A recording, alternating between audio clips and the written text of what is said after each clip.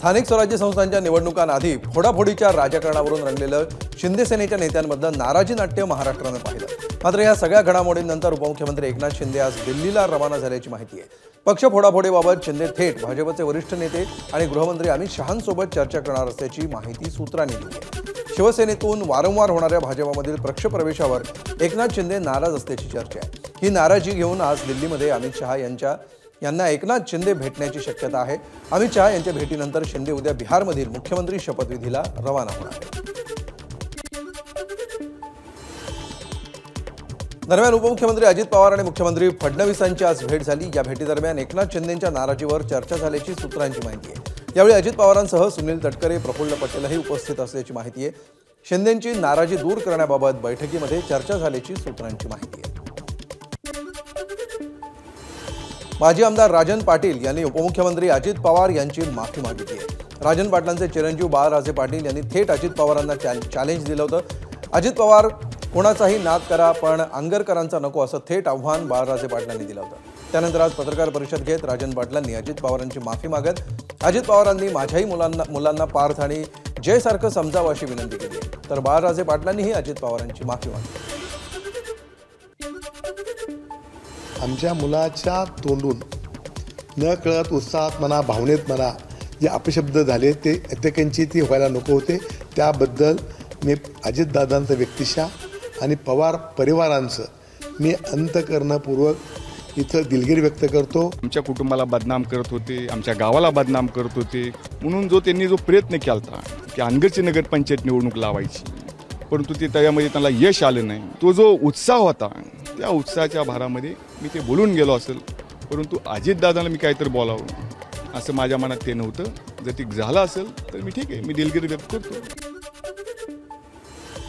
उपमुख्यमंत्री एकनाथ शिंदेंवर कोणी बोललं तर त्यांचे मंत्री मंत्रिमंडळ बैठकीवर बहिष्कार घालतात। मग अजित पवारांवर अत्यंत खालच्या पातळीवर टीका होत असताना आमचे वरिष्ठ नेते आणि मंत्री गप्प का असा सवाल राष्ट्रवादीचे आमदार अमोल मिटकर यांनी केलाय। दरम्यान थेट अजित पवारांना आव्हान देणाऱ्या बाळराजेला भाजपचं समर्थन आहे का, भाजप त्याच्यावर कारवाई करणार का असा सवालही आमदार मिटकर यांनी उपस्थित केला। काल मंत्रिमंडळाच्या बैठकीवर जर शिंदे साहेबांबद्दल बोलल्यानंतर त्यांचे मंत्री बहिष्कार टाकत असतील तर राष्ट्रवादी काँग्रेस पक्षाच्या मंत्र्याचं सुद्धा ते कर्तव्य बनतं। आपली मंत्रिपदं ही फक्त अजितदादांमुळे आहेत हे आमच्या मंत्र्यांनी सुद्धा ध्यानात ठेवावं। अनगर नगरपंचायतीमध्ये राजन पाटलांच्या सुनबाई प्राजक्ता पाटील यांची नगराध्यक्षपदी बिनविरोध निवड करण्यात आली आहे। अपक्ष उमेदवार सरस्वती शिंदे यांनी अर्ज मागे घेतल्यामुळे भाजपच्या प्राजक्ता पाटील यांची बिनविरोध निवड झाली। यावेळी ग्रामस्थांकडून जोरदार जल्लोष करण्यात आला।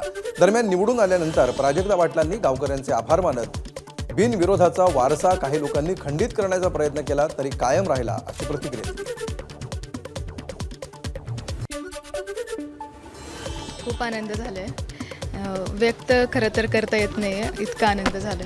हे जो बिनविरोधाचा जो वारसा आहे जो मागच्या 60 वर्षापासून कायम आहे, काही लोकांनी ह्याला खंडित करायचा प्रयत्न केला परंतु तो सक्सेसफुल नाही झाला आणि असंच ह्या पद्धतीने गावात जे विकास ऑलरेडी आहे त्याच्यामध्ये अजून कसा भर करता येईल याच्याकडे आमचं लक्ष असेल।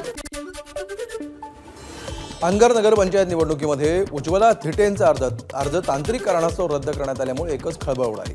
उज्ज्वला थिटे या सोलापूर जिल्ह्यातील अनगर नगरपंचायत नगराध्यक्षपदाच्या निवडणुकीसाठी राष्ट्रवादी काँग्रेस पक्षाच्या उमेदवार होत्या। दरम्यान थिटे यांनी हा राजकीय कट असल्याचा आरोप केलाय। त्यांचा मुलगा सोबत असताना सही कशी राहिली असा प्रश्न उपस्थित करत या निर्णयाला न्यायालयामध्ये आव्हान देण्याचा निर्णय त्यांनी घेतला।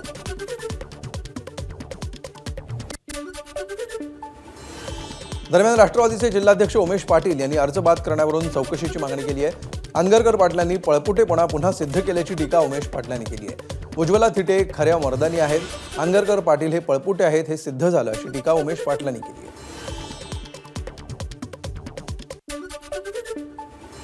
राजन पाटला सकट प्रशासकीय अधिकारी हे सगळे याच्यामधले दोषी आहेत, त्याची इन्क्वायरी झाली पाहिजे। राज्याचे मुख्य निवडणूक आयुक्त यांनी याची दखल घेतली पाहिजे आणि हे फक्त निवडणूक बिनविरोध करण्याच्या करताचं हे षडयंत्र आहे आणि बिनविरोध व्हावी म्हणून कुठल्याही तराला जाऊन तुम्ही अर्ज बाद करताय आणि पळपुटे दे। आता पेननं लिहिलेलं सुद्धा खोडणारे रबर आलेले आहेत आणि ते 50 रुपयात मिळतात आणि ह्या रबराच्या साह्यानं त्यांनी त्यामध्ये सही गायब केलेली असावी असा त्याच्यामध्ये मला संशय आहे। सहीच नाही, अजूनही काही गोष्टी त्यांनी त्या ठिकाणी बदललेल्या आहेत असा आम्हाला संशय आहे। आगामी पालिका निवडणुकीच्या पार्श्वभूमीवर ठाकरेंची शिवसेना आणि मनसेमध्ये मोठ्या हालचाली सुरू असल्याची माहिती मिळते. दोन्ही ठाकरे बंधूंमध्ये जागा वाटपाच्या प्राथमिक चर्चेला सुरुवात झाल्याची माहिती सूत्रांकडून मिळाली आहे.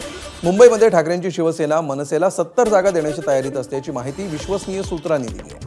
मात्र मनसेकडून जवळपास 125 प्रभागांची यादी तयार झाल्याची माहिती आहे. त्यामुळे प्रत्यक्षात जेव्हा जागा वाटपाच्या चर्चा होतील तेव्हा मनसे समाधानी असणार का हे पाहावं लागेल. मुंबई काँग्रेसच्या अध्यक्ष वर्षा गायकवाड यांनी शरद पवारांची आज भेट घेतली. यावेळी ते आक्रमक झाल्याचं पाहायला मिळालं. राज ठाकरेंना सोबत घेण्यासंबंधी आमच्याशी बोलायला हवं होतं अशी भूमिका वर्षा गायकवाड यांनी मांडली. दोन्ही भाऊ एकत्र आले तर त्यांना शुभेच्छाच असंही गायकवाड यांनी म्हटलं. तसंच संजय राऊत 2 महिन्यांपूर्वी स्वबळावर लढण्यासंबंधी बोलले होते असंही गायकवाड यांनी म्हटलं.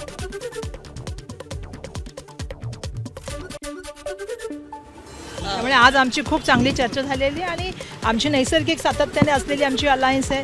सगळेजण आम्ही संविधानाचा धागा मानतो. आम्ही जे आहे ते लोकशाही मानतो. या देशामध्ये समता बंधुता न्याय स्वातंत्र्य राहिलं पाहिजे. मुंबईमध्ये जे आहे ते मुंबईची एकता अबाधित राहिली पाहिजे आणि मुंबईच्या विषयावरती येणाऱ्या काळामध्ये इलेक्शन झालं पाहिजे अशी भूमिका आम्ही त्यांना मांडलेली. त्याच्याबद्दल सुद्धा आमची त्या ठिकाणी चर्चा झाली. केवळ मनसेमुळे महाविकास आघाडी असं आहे की मागील काळामध्ये 2 महिन्यापूर्वी संजय राऊत साहेबांनी सांगितलं होतं की बाबा आम्ही महाविकास आघाडी नाही झालं तरी आम्ही जे आहे ते एकटे इलेक्शनमध्ये जाऊ. आम्ही स्वतःच्या जे आहे त्या याच्यामध्ये जाऊ कारण स्थानिक स्वराज्य पातळीचं इलेक्शन आहे आणि याच्यामध्ये आम्ही एकटे जाऊ शकतो ही भूमिका त्यांनी मांडली होती. आणि सातत्याने 2 महिन्यापासून मी जसं कालपण सांगितलं की दोन्ही भावांनी एकत्र आले त्यामुळे त्यांना आम्हाला शुभेच्छा देतो. पण या माध्यमातून जे आहे आमच्याशी चर्चा व्हायला पाहिजे होती. काँग्रेस पक्ष आपल्या सगळ्यांना माहिती आहे की सातत्याने ज्या वेळेला आम्ही अलायन्स केली त्या वेळेला आमचा कॉमन मिनिमम प्रोग्राम राहिलेला आहे. इंडिया अलायन्सची असेल किंवा महाविकास आघाडी असेल आमचा संविधान धागातून आम्ही कॉमन मिनिमम प्रोग्राम सरकारी करण्याचं काम केलेलं आहे. मुंबई काँग्रेसच्या अध्यक्ष वर्षा गायकवाडांनी शरद पवारांची भेट घेतली. यावेळी त्यांनी पवारांकडे आघाडीचा प्रस्ताव दिला. यावेळी पुढल्या आठवड्यामध्ये काँग्रेस नेत्यांची बोलेन असं पवार म्हणाले. त्यामुळे आता मुंबई महापालिकेमध्ये काँग्रेस राष्ट्रवादी एकत्रित लढणार का असा सवाल उपस्थित होतो.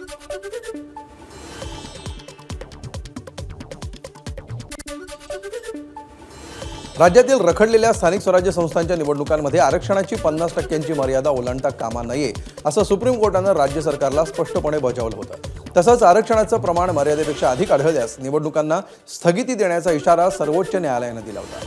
या याचिकेवर आता मंगळवारी पुन्हा सुनावणी होणार असल्यामुळे राज्यातील पालिका निवडणुकांवर टांगती तलवार आली आहे. तसंच पुढील सुनावणी पूर्ण होईपर्यंत कोणत्याच नव्या निवडणुकांची घोषणा न करण्याचं सांगण्यात आलं. आमदार राणा जगजितसिंह पाटलांनी सुप्रिया सुळेंना पत्र लिहिलंय. तुळजापूरमधील ड्रग्ज प्रकरणातील आरोपी संतोष परमेश्वरच्या भाजप प्रवेशावरून सुळेंनी मुख्यमंत्र्यांना लिहिलेल्या पत्राला प्रत्युत्तर दिलंय. संतोष परमेश्वर भाजपात प्रवेश करण्याच्या क्षणापर्यंत तुमच्या राष्ट्रवादीचे तुळजापूर शहरातले प्रमुख नेते होते हे कदाचित आपल्याला माहीत नसेल असं राणा जगजितसिंह यांनी त्यांच्या पत्रामध्ये नमूद केलंय. तुळजापूर ड्रग्ज प्रकरणामध्ये आरोपी असलेल्या व्यक्तींनी भाजपनं पक्षामध्ये त्यांना घेतलं असा आरोप सुळेंनी केला होता आणि यावर मुख्यमंत्र्यांना पत्र लिहित चिंता व्यक्त केली होती. त्या पत्राचा आमदार राणा जगजितसिंह पाटलांनी समाचार घेतलाय.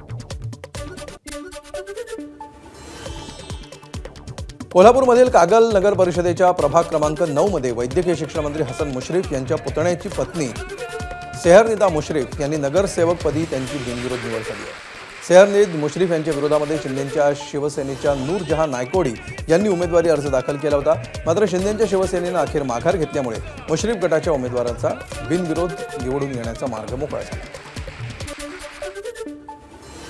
राज्यामध्ये जिल्ह्यात 9 नगरपालिका आणि एका नगरपंचायतीसाठी लागलेल्या निवडणुकीमध्ये उमेदवारांच्या अर्जांची छाननी प्रक्रिया पार पडली. यामध्ये 3 नगरपालिकेतील 7 उमेदवार बिनविरोध ठरले. एकूण 250 जागांसाठी निवडणूक होत असून नगराध्यक्षपदाच्या 10 जागांसाठी तब्बल 119 उमेदवारी अर्ज दाखल झाले. तर नगरसेवकांच्या 250 जागांसाठी 1607 अर्ज आले. राज्यातील स्थानिक स्वराज्य संस्थांच्या निवडणुकीच्या रणधुमाळीमध्ये साताऱ्यातील धक्कादायक घटना समोर आली आहे. सातारा नगरपालिकेच्या प्रभाग क्रमांक 3B मध्ये महिलांच्या राखीव जागेवर चक्क एका पुरुषानं उमेदवारी अर्ज दाखल केलाय. विशेष म्हणजे निवडणूक अधिकाऱ्यानं अर्जांची छाननी केली असता या पुरुषाच्या अर्जाला वैध ठरवण्यात आलं. त्यामुळे एकच गोंधळ उडालाय. त्यामुळे एका पुरुषाचा महिला राखीव जागेमध्ये उमेदवारी अर्ज दाखल होत असताना निवडणूक निर्णय अधिकारी नेमके काय करत होते असा प्रश्न उपस्थित होतो. साताऱ्यामध्ये महाविकास आघाडीला सार्वजनिक बांधकाम मंत्री शिवेंद्रसिंहराजे भोसले यांनी पहिला दणका दिलाय. ठाकरेंच्या शिवसेनेचा अधिकृत उमेदवार रुपेश विलास गौंड यांनी प्रभाग क्रमांक 13 मधून निवडणूक रिंगणातून माघार घेतली आहे. मंत्री शिवेंद्रसिंह राजे भोसलेंच्या कामातून प्रेरणा आणि त्यांच्यावरील प्रेमामुळे त्यांनी हा निर्णय घेतल्याचं सांगितलं. एवढ्यावरच ते थांबले नाहीत. त्यानंतर गौंड यांनी शिवेंद्रराजेंच्या निवासस्थानी जात भाजपमध्ये प्रवेशही केला. यावेळी भाजपचे सर्व उमेदवार आणि नगराध्यक्षपदाचे उमेदवार यांना निवडून देण्याचं आवाहन देखील करण्यात आलं. धाराशिव जिल्ह्यातील तुळजापूर ड्रग्ज प्रकरणातील आरोपी विनोद गंगणेला भाजपकडून थेट नगराध्यक्षपदाची उमेदवारी देण्यात आली आहे. विनोद गंगणे भाजपचा नगराध्यक्षपदाचा उमेदवार असणार असा दुजोरा भाजपचे जिल्हाध्यक्ष दत्ता कुलकर्णींनी दिलाय. तर ड्रग्ज प्रकरणातील आरोपीला भाजपनं नगराध्यक्षपदाची उमेदवारी दिल्यामुळे विरोधकांनी टीकेची झोड उठवली आहे. तर पालघरमधील साधू हत्याकांडामध्ये भाजपनं ज्याच्यावर आरोप केले होते त्यांनाच भाजपमध्ये प्रवेश दिल्यामुळे चांगलीच टीकाही झाली होती. दरम्यान ड्रग्ज प्रकरणातील आरोपी विनोद गंगणेला भाजपनं दिलेल्या उमेदवारीवरून वडेट्टीवार यांनी एक्स पोस्ट करत टीका केली आहे. ड्रग्ज प्रकरणातील आरोपी लोकप्रतिनिधी होणार, त्यामुळे आरोपीला पकडताना यापुढे पोलीस 10 वेळा विचार करणार अशी टीका वडेट्टीवारांनी केली आहे. नांदेड नगर परिषद निवडणुकीमध्ये भाजपनं चक्क एकाच घरातील 6 जणांना उमेदवारी दिल्यामुळे चर्चांना उधाण आलंय. स्थानिक स्वराज्य संस्थेच्या निवडणुका या कार्यकर्त्यांच्या निवडणुका असतात असं म्हटलं जातं. मात्र प्रत्यक्षात अनेक जिल्ह्यामध्ये मंत्र्यांच्या आणि नेत्यांच्या कुटुंबांना, सदस्यांना, नातेवाईकांना उमेदवाऱ्या दिलेल्या आहेत. अशातच नांदेड जिल्ह्यामध्ये लोहा नगर परिषदेच्या निवडणुकीमध्ये भारतीय जनता पक्षानं चक्क एकाच कुटुंबातील 6 जणांना उमेदवारी दिल्याचं समोर आलंय. पक्षामध्ये घराणेशाही चालत नाही म्हणणाऱ्या भाजपनं एकाच घरातल्या 6 जणांना तिकीट दिल्यामुळे चर्चेचा विषय बनलाय.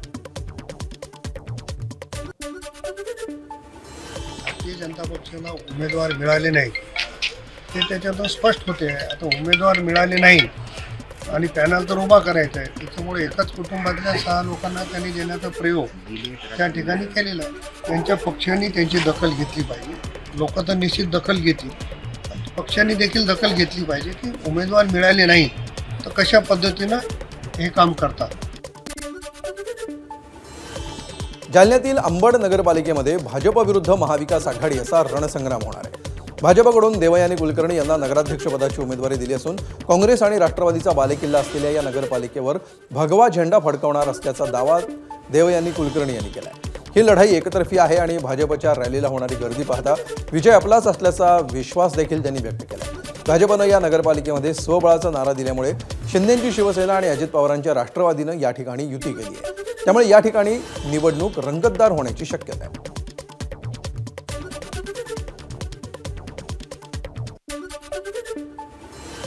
महिला घर सांभाळते, जसं ती घरामध्ये छोट्या छोट्या गोष्टींनी अडीअडचणी समजू शकते, तसं ती नक्कीच अंबडमधल्या महिलांची समस्या समजू शकते. त्याची जाणीव ठेवून ती त्यांच्यासाठी काम पण करू शकते. आजची रॅली पाहता अनेक लोकांना नक्कीच कळेल की भारतीय जनता पार्टी नक्कीच अंबडमध्ये विजय होऊ शकते, तसं ती सगळीकडेच होईल. बीड नगरपालिकेच्या निवडणुकीमध्ये राजकीय हालचालींना वेग आला असतानाच प्रमुख पक्षांची कार्यालयं मात्र कार्यकर्त्यांविना ओस पडलेली दिसत आहेत. बीडची तिरंगी निवडणूक भाजप विरुद्ध दोन्ही राष्ट्रवादी अशी रंगतदार होत असताना राष्ट्रवादी काँग्रेसचं काम आमदार विजयसिंह पंडित यांच्या शिवछत्र कार्यालयातून तर भाजपचं काम योगेश क्षीरसागर यांच्या वैयक्तिक कार्यालयातून होत आहे. दुसरीकडे आमदार संदीप क्षीरसागर गोपनीय बैठकांना आणि वैयक्तिक भेटीगाठींना प्राधान्य देत आहेत. त्यामुळे भाजप, राष्ट्रवादी आणि शिवसेनेची कार्यालयं ओस पडलेली दिसतात. सिंधुदुर्ग जिल्ह्यातील सावंतवाडी नगर परिषदेच्या निवडणुकीसाठी भोसले घराण्याच्या श्रद्धाराजे लगम भोसले मैदानात उतरले. श्रद्धाराजे भोसले या राजघराण्यातील आणि उच्च शिक्षित असून त्यांना भाजपनं नगराध्यक्षपदासाठी उमेदवारी दिली आहे. मात्र उमेदवारी अर्ज दाखल केल्यावर त्यांनी एक मुलाखत दिली आणि या मुलाखतीमध्ये नीट मराठी बोलता येत नसल्यामुळे त्यांना ट्रोल केलं जात आहे. यावरून भाजपचे मंत्री नितेश राणे यांनी त्यांची पाठराखण केली आहे. अलिबाग नगरपालिकेमध्ये नगराध्यक्षपदाच्या महाविकास आघाडीच्या उमेदवार असलेल्या अक्षया नाईक यांनी आज शेकापच्या कार्यकर्त्यांसमवेत मनसे कार्यालयाला भेट दिली. यावेळी त्यांनी मनसे कार्यकर्त्यांची भेट घेतली. मनसेनं शेकापच्या उमेदवार अक्षया नाईक यांना पाठिंबा दिला आहे. मनसेच्या पाठिंब्यामुळे अक्षया नाईक यांचं पारडं अलिबागमधून जड होण्याची शक्यता आहे. अक्षया नाईक या प्रचंड मतांनी विजयी होतील असा विश्वास देखील मनसेचे अलिबाग तालुका प्रमुख सिद्धेश म्हात्रे यांनी व्यक्त केला.